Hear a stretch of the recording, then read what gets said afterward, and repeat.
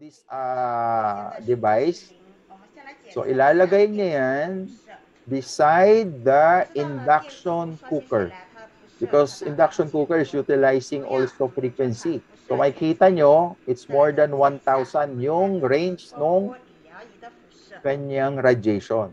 Okay, so inalayo doon sa induction cooker, nag-0-0 siya ulit.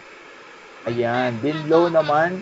O, kita nyo ha, yung heavy duty pa, yung iTera Care Pro, which is 10 times ang epekto, wala, 0. So, meaning to say, we are safe to use. 0 radiation. Okay, and of course, we are issued 62 different clinical tests supporting our claims that we are effective and we are safe to use. Okay, hindi tayo out of ano lang, out of nowhere lang. Kumbaga, we undergone different